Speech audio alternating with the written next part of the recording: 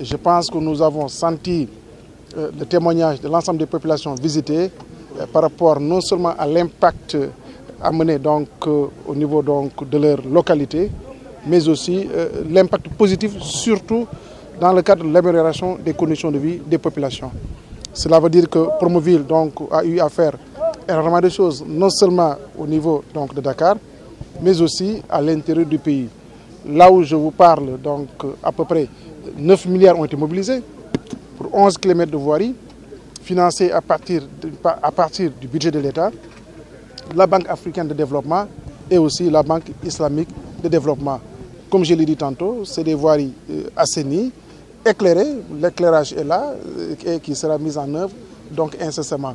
Et donc, en tout cas, la dynamique va se poursuivre ainsi, puisque Promoville, c'est financement de l'État d'abord, 69 milliards de francs CFA, financement de la Banque islamique de développement pour 84 milliards, et le financement à partir donc, de la Banque africaine de développement pour à peu près 70 à 75 milliards de francs CFA, destinés donc, aux voiries internes, voiries qui permettront naturellement d'améliorer la mobilité urbaine au niveau donc, des localités. Monsieur le Président de la République a lancé effectivement le programme Zéro déchet. Zéro déchet et le programme de nettoiement appelé Cleaning Days, ou bien si vous voulez en Wolof, Bossoum 7. Les routes, nous le savons tous, effectivement, il y a un problème réel qui se pose, c'est la question de l'ensablement. Tout simplement, il manque effectivement, donc, disons, un espace, un espace piéton.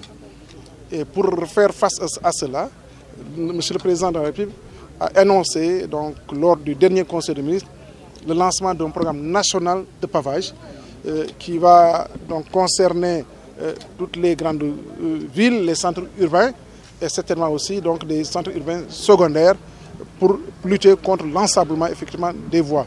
On a enregistré quelques doléances, surtout par rapport à certains raccordements. Tout à l'heure, au niveau de Yeumbeul Nord, il y a un tronçon qui reste à être matérialisé sur 300 mètres linéaires et cette question sera prise en charge entre le ministère des Infrastructures et Promoville pour permettre à la route que nous venons de visiter tout à l'heure, effectivement, d'avoir la jonction nécessaire entre cette route-là et la route des Niayes. Il y a une autre route aussi qu'on a visitée. Il va falloir trouver des voies et moyens pour que la jonction puisse être réalisée pour rendre la circulation beaucoup plus fluide à ce niveau-là. C'est des questions que nous avons intégrées et nous allons les traiter dans les meilleurs délais. Non, il n'y a pas de lenteur proprement parler. C'est-à-dire ce qu'il faut retenir, au niveau de Promoville, il y a 3 phases. Il y a la phase pilote financée à partir du budget consolidé d'investissement. Et il y a 2 autres phases qui sont financées à partir non seulement de la Banque africaine de développement et aussi de la Banque islamique de développement. Il se trouve que par rapport à la phase pilote, nous avons eu quelques difficultés pour mobiliser les ressources nécessaires donc, aux travaux. Mais cette question sera réglée bientôt puisque nous avons une solution à travers donc, la BOAD et la BOAD va répondre favorablement à notre sollicitation pour nous permettre de définitivement régler ces questions, non seulement donc, un petit peu de retard de paiement, mais c'est certains chantiers qui sont à l'arrêt au niveau de certaines localités.